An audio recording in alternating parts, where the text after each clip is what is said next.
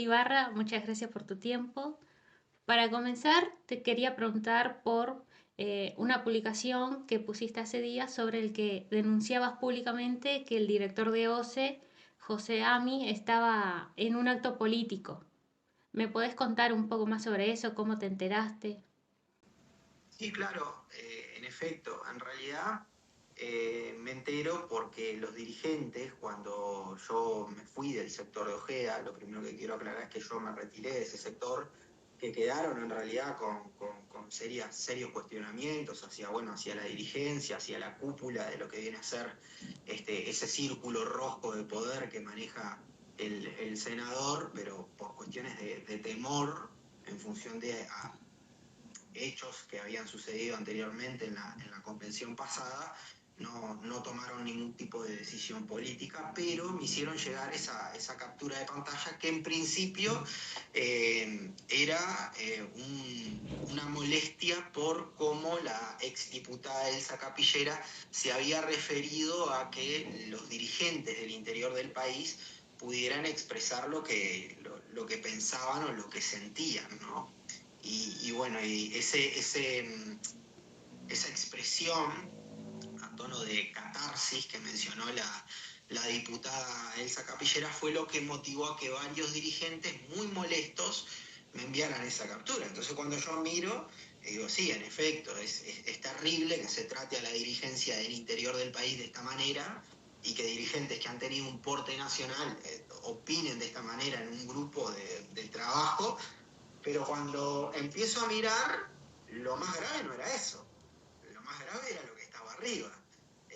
Era un director en plenas funciones diciendo, a viva voz, estamos en marcha, y agradeciendo por haber participado de un acto que, dicho sea de paso, fue por la propia exdiputada Elsa Capillera catalogado como una catarsis grupal, ¿no? O sea que se trataba de un acto político partidario de una lista en concreto, y eso está especialmente prohibido por la Corte Electoral, la Constitución de la República, en el artículo 77, numeral 4, que era lo que obviamente se denunció a posterior. Entonces, las primeras reacciones fueron, no, él no estuvo ahí. ¿No? Esa fue la primera reacción. Cuando se logra determinar mediante pruebas en el primer escrito que efectivamente estuvo ahí, fue un cambio de versión y se fueron a unos párrafos un poquito más abajo de ese mismo artículo que dice, no, él estuvo 2 minutos y se fue, cosa que obviamente desde la perspectiva de cualquier ciudadano, saber pensar que el director de un organismo público va a venir de Montevideo a Flores para venir 2 minutos e irse en un evento no guarda ningún tipo de raciocinio, ¿no? Y bueno, y simplemente eso, después se sujetaron de que era una reunión de una agrupación nacional de gobierno intentando justificar la presencia del director allí de alguna manera y que había estado 2 minutos y se había ido. Y la realidad es que la agrupación nacional de gobierno inscripta no es UNIR, no es la lista 25. La agrupación nacional de gobierno que fue de cara a los comicios de octubre fue Unir para Crecer, que tiene componentes del senador Robert Silva, directores del senador Robert Silva, en concordancia con el señor Gustavo Zubía y con el señor Andrés Ojeda. Esa es la realidad. Entonces, bueno, ante la evidencia de todo esto, se vuelve a enviar un escrito a la Corte Electoral con una particularidad muy importante, que es en el propio grupo de dirigentes de WhatsApp. Fíjense lo que es la fractura del grupo del senador, ¿no? Había un mensaje que decía, ¿quién es el buchón?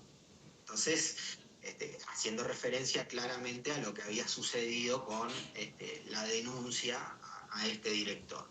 Cuando hay un mensaje en ese tono y en ese contexto, obviamente se entiende que si hay un buchón, porque hay algo que se hizo mal, ¿no? Todos en la jerga coloquial del Uruguay eso lo conocemos y lo tenemos bien claro, ¿no?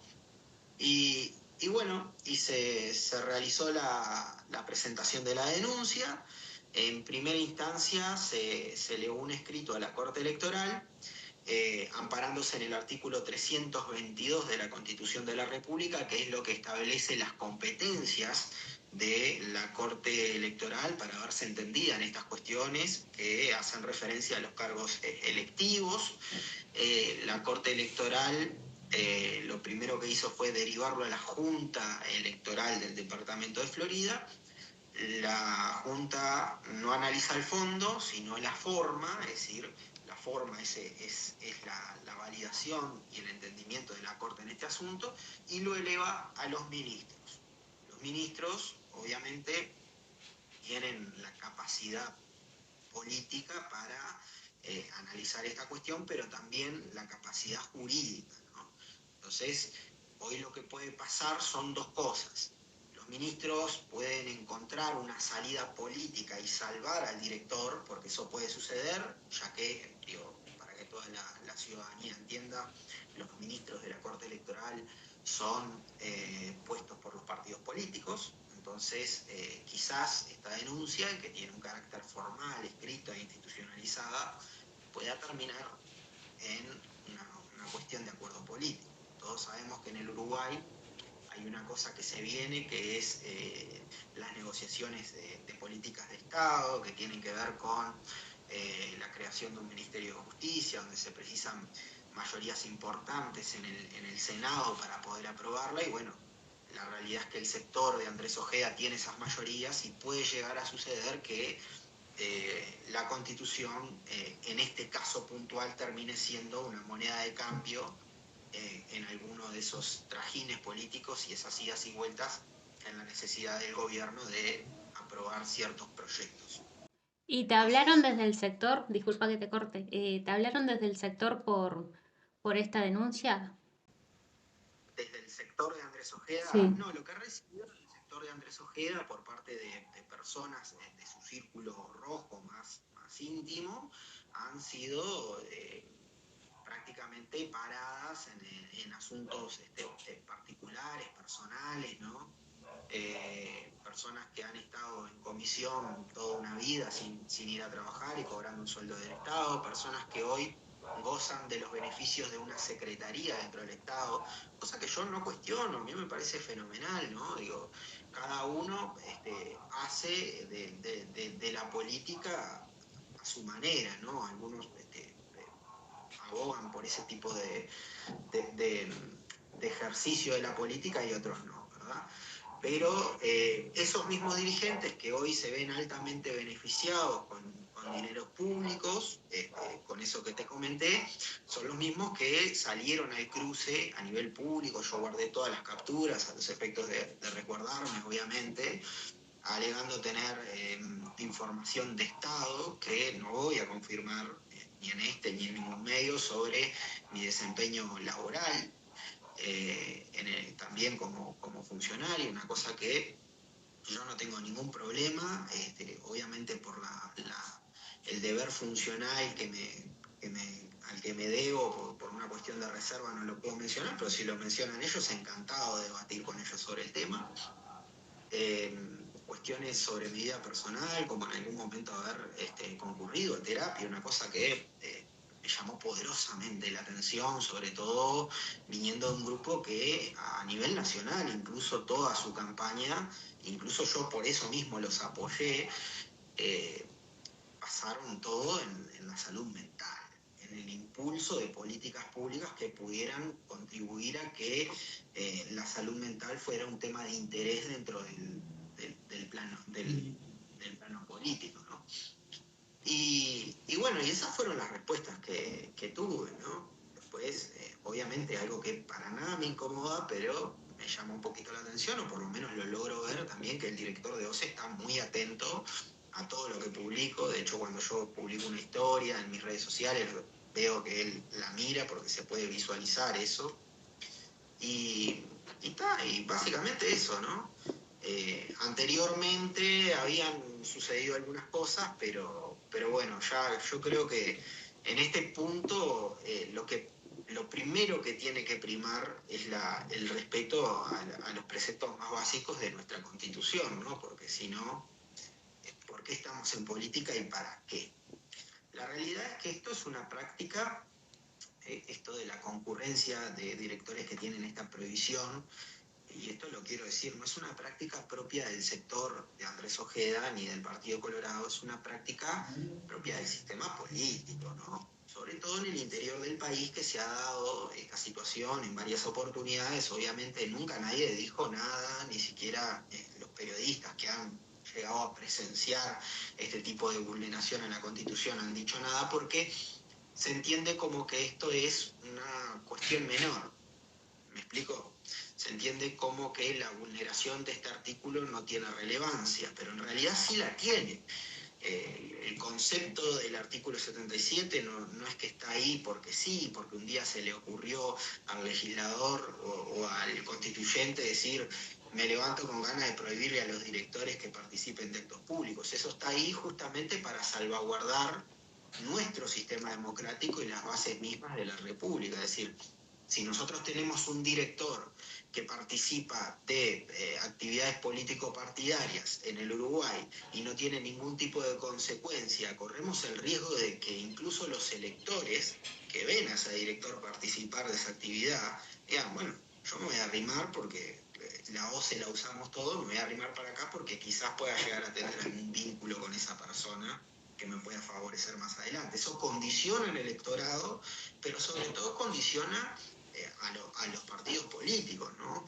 Y condiciona también la voz de aquellas personas que hoy quieren hacer política dentro del sistema político, aportando ideas y aportando, bueno, ganas de hacer por la sociedad, y se encuentran con una figura de poder que planta una bandera de un partido y en la otra mano tiene la bandera de un organismo público. Es muy difícil, muy difícil. Justamente ese artículo constitucional está para eso, ¿no? Para evitar ese tipo de cosas. Y bueno, y lo más agravante, no, estoy seguro que lo más agravante es que se visualice un director de un organismo público que no solamente es director de un organismo público, sino que es director de Contralor, es decir, no es un director de gobierno, es el director que justamente debería controlar al gobierno. No sé si me explico la complejidad para que ustedes entiendan del problema en el que estamos metidos. Es decir, este director, que debería ser el encargado de controlar al gobierno, que no haga cosas dañinas con el organismo público o que trate de manejar el organismo público de la OCE con responsabilidad, es el mismo director que a los 20 días de asumir el cargo toma la decisión de vulnerar la Constitución porque no le parece importante. Yo creo que es momento de que nos tomemos esto en serio, es momento de que el señor Amir renuncie, y si no quiere renunciar, bueno, esperemos que el proceso que se viene dando a cabo con la Corte Electoral determine en un informe desfavorable de la Corte Electoral elevado hacia el Parlamento pidiendo la destitución de este director, que en pocas palabras, ante los ojos de la ciudadanía, no tiene vergüenza. ¿Sentís que dentro del partido también incomoda esta situación y no se habla quizás por miedo? Se evita hablar. Igual están todos atentos, ¿no? Pero se evita hablar, han deslizado ese comentario como que Ezequiel, qué horrible, le pega a un colorado. Y lo primero que quiero aclarar es: a ver, muchachos, yo no le estoy pegando al partido. Acá lo que estamos diciendo es: este director cometió una vulneración a la Constitución de la República. Lo que estoy haciendo en algún punto es dotar al Partido Colorado de cierto vestigio de responsabilidad institucional para después, si sucede lo mismo con otro partido político, poder decir: no, este no es el camino, hacé lo correcto, mirá que te estoy mirando. Eso es pararse desde el plano de la oposición verdadera, con responsabilidad y con seriedad. Es decir, si nosotros vamos a omitir los errores nuestros, es decir, no pasa nada, pero los del otro están mal, ¿cómo lo presentamos después ante la ciudadanía? No sé si me explico.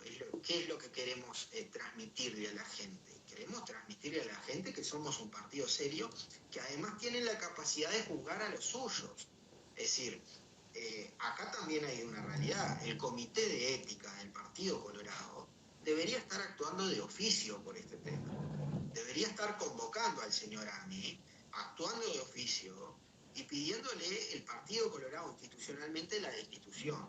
La realidad es que eso no se hace porque esta persona pertenece al riñón político del secretario general que fue electo por el Partido Colorado y que en los hechos en realidad no es del Partido Colorado. Él está trabajando por una coalición republicana que es otra cosa diferente, ¿no? Entonces, eh, es muy difícil de esa forma. Ahí hablabas de la gente que más o menos te criticaba por esto, pero ¿hay gente que te apoyó? Y dentro del mismo grupo de Ojeda hay muchos apoyos, hay mucha gente que me ha pasado las capturas esas, yo ya no pertenezco a ese grupo de WhatsApp, las capturas esas con las evidencias necesarias para presentar en la corte salieron del mismo grupo de Andrés Ojeda, es decir, el senador Andrés Ojeda hoy tiene un grupo totalmente fracturado donde sus mismos dirigentes políticos están diciendo yo no me animo porque esa es la realidad, no se animan, tienen temor, porque sucedieron cosas en la convención pasada, tomá, hacé lo que puedas con esto. Entonces, en ese punto, donde prima el miedo y no prima la discusión pública, la discusión política, donde no prima la seriedad, llega un punto en el que uno dice, pero ¿dónde estamos parados como partido? Pero también dónde estamos paradas las personas que hacemos política, que entendemos la política aunque sea de otra manera, ¿no? En el acierto o en el error. Acá no estamos hablando de verdades absolutas. Eh, la verdad que es muy triste el silencio. Sé que hay muchos apoyos, sé que hay muchas personas dentro del Partido Colorado que están plenamente de acuerdo conmigo, me lo han transmitido por privado, pero claro, la dificultad de estar ante un secretario general que reprime a quienes piensan diferente o que trata de perseguirlos es bastante compleja, ¿no? Entonces estamos hablando de un secretario general que es de público conocimiento de todo el Partido Colorado, que después de que yo dije que el Colorado vota Colorado en una convención, salió a perseguirme política y personalmente, al punto de decirle a un candidato a intendente que me iba a hacer echar, iba a mover la influencia de su cargo público, electivo, donde tiene poder, inmunidad y un montón de cosas para hacerme echar de mi empleo. Entonces, es bastante complejo, es bastante complejo. Mucha gente dice, no, pero ¿qué te va a pasar? Es bastante complejo. Eso los dirigentes políticos lo miran, lo ven, y después a la hora de actuar, obviamente, por una cuestión ejemplarizante, dicen, yo no me animo. Aprovechando Sin que embargo, sacaste el tema, en una publicación también habías hablado de esto de que más básicamente Ojeda abusó de su poder para acusarte o presionarte para sacarte de tu cargo. ¿Podés explayarte en eso? claro, esto lo puede confirmar el candidato a intendente, yo confío plenamente que eso es así. Y bueno, y fue muy triste porque uno tiene que pensar también en lo comprometido que estaba yo en su momento con el proyecto político de renovación que presentaba Andrés Ojeda, ¿no? Eh, Más allá de la desilusión política de tomar la decisión de cortar una cuestión que no había conseguido de él, que era un tema de traslado de un lugar a otro, en donde yo me sentía cómodo trabajando y efectivamente cumplía funciones y marcaba. Eh, Más allá de eso, porque eso es una cuestión política, el seguir a otro nivel más, que es la amenaza sobre la fuente principal de ingresos de una persona, ¿no? Entonces eso es lo que a mí me motivó a decir, bueno, esto ya no puede quedar más en silencio, esto se tiene que saber, lo lamento si se incomoda, pero tiene que decirse de una vez por todas. Y bueno, y también el sentimiento que uno tiene como joven que ingresa en la política, yo tengo 31 años, ¿no? Hay un montón de cosas que no entiendo, eh, lo que genera la desilusión de haber defendido, militado, caminado por una persona que en realidad cuando llega a una posición de poder, al primer cuestionamiento de que se ve expuesto, su primera actitud es usar ese poder para afectar la vida de un ser humano. Entonces, de ahí va mi cuestionamiento, de ahí va mi frase final también. Menos mal que no llegó a presidente y la reitero con énfasis y con convicción, que es así, pedirle simplemente perdón al pueblo uruguayo, porque yo fui uno de los dirigentes que promovió su candidatura. Y bueno, y lamentablemente las cosas son así, las desilusiones son así, no siempre tiene que primar lo personal, pero en este caso puntual, cuando una actitud personal en realidad que él tuvo conmigo refleja la calidad humana, en realidad ya en la generalidad después no se puede esperar mucho más. Ese es un concepto personal mío, obviamente, y creo que tengo todo el derecho a decirlo después de todo lo que ha sucedido, pero bueno, quedará en la opinión de cada persona, ¿no? Digo, pero estas cuestiones, a mí me decían, por ejemplo, no, pero vos hiciste, por ejemplo, lo de AMI, porque a vos AMI no te cae bien, porque todos sabían que con AMI no había un buen relacionamiento dentro de la interna de los dirigentes, ¿no? Digo, pero no tiene sentido en realidad, porque, por ejemplo, a mí no era que me super caía Julio Luis Sanguinetti, que estaba dentro de ese grupo de trabajo, y sin embargo, el doctor Julio Luis Sanguinetti, cuando asumió su cargo en el Banco Central, de una forma responsable y como un señor, agarró, mandó un mensajito al mismo grupo del que me pasan captura y dijo, muchachos, muchas gracias por todo, chao, nos vemos. Asumo la dirección y se terminó. Eso es serio, eso es responsable. Cambiando un poco de tema, otra cosa que publicaste también fue tu denuncia contra la financiera Cash. No sé si me Eso. querés contar de eso, cómo empezó, Claro, qué... esto tiene que ver con un reclamo sobre tasas de interés. La financiera Cash es una financiera que tiene como práctica extendida el decirle a la gente que la única forma de acceder a un crédito con ellos es a través de la retención salarial, ¿tá? o retención de pasividades y etcétera, etcétera. Bueno, la cuestión es que ellos te dicen eso, pero cuando te dan el crédito, tras letra chica, uno cuando sale de ahí en un mostrador en el que estás parado, ni siquiera te permiten sentarte, por lo menos en el departamento de Florida. Uno, si mira la disposición, son unas sillas y después derecho al mostrador cuando te llaman parado, con filas de gente atrás para esperar ser atendida. Firmas y te dan el crédito. Te dicen que la única forma es esa, te hacen firmar unos papeles rápido, cuando vos te retiras con un crédito con un 150% de interés a descuento del sueldo.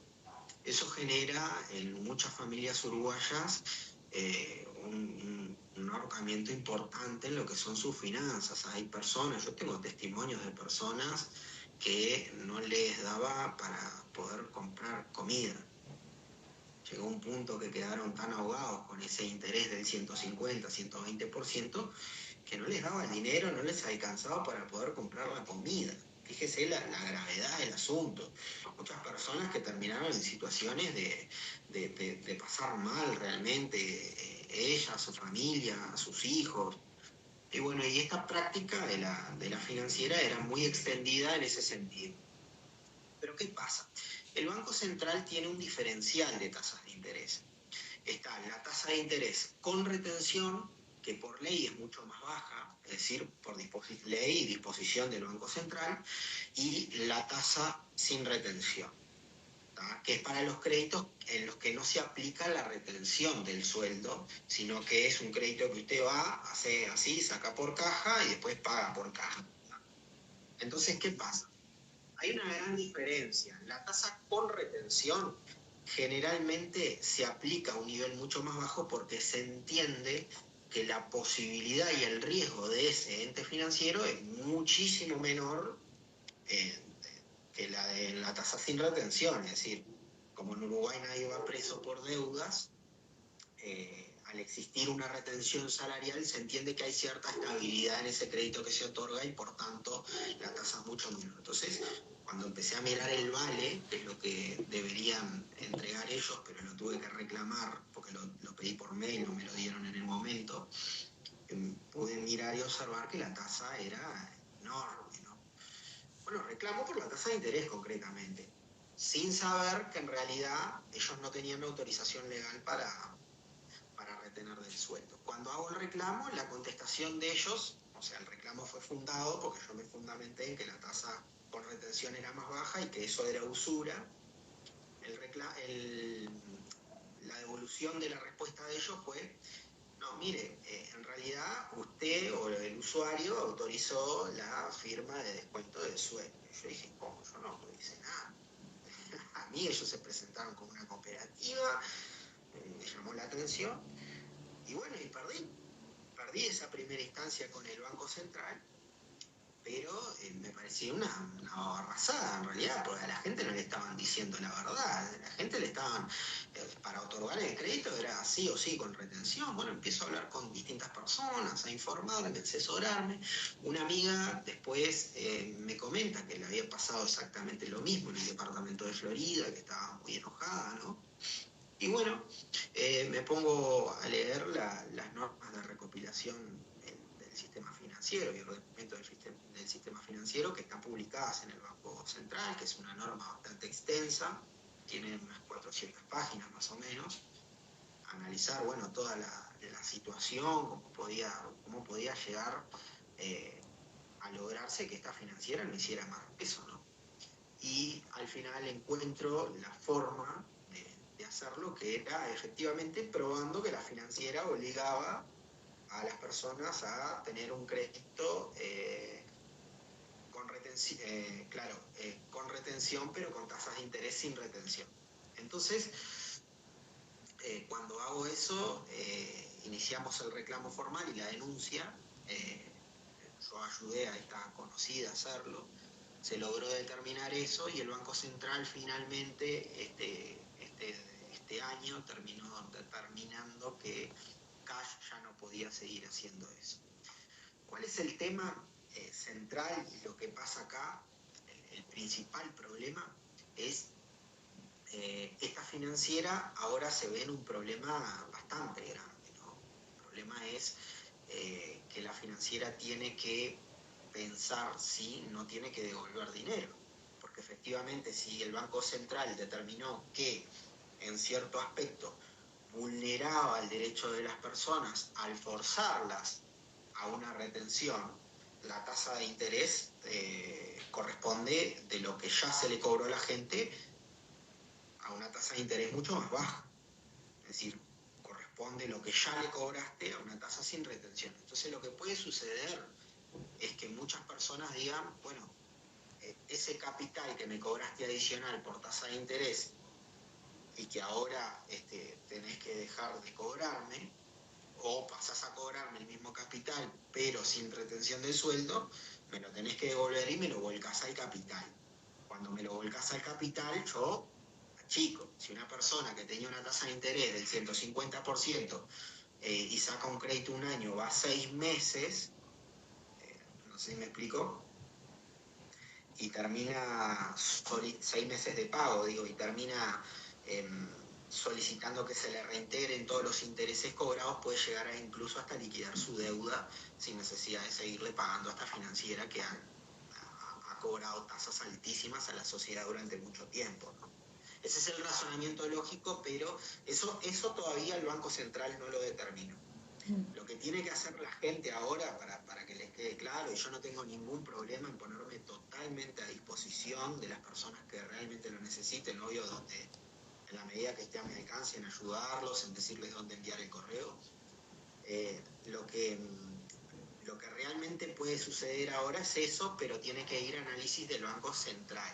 Es decir, el Banco Central es el que va a determinar nuevamente si falla a favor del pueblo uruguayo o a favor de una financiera.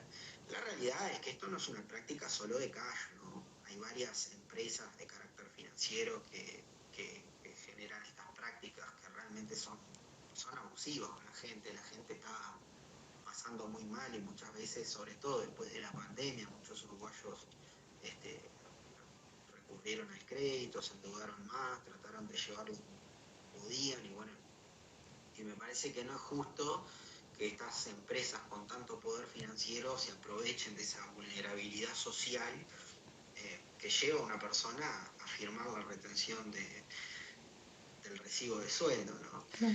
Y bueno, y generen estas prácticas abusivas que cobran intereses que realmente no son acordes a los salarios de Uruguay, no son acordes al poder adquisitivo y que realmente le hacen la vida más miserable a la sociedad.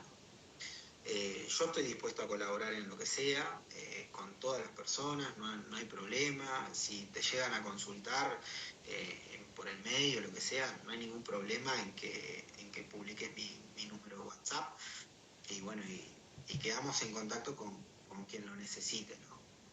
Este reclamo de devolución de intereses está sujeto, reitero, a la valoración del Banco Central. Lo que ya no está sujeto a la valoración del Banco Central y que es un logro para la sociedad uruguaya es que ellos ya no tengan la autorización legal del Banco Central, que es quien regula a todas estas financieras, a seguir descontando del salario de las personas.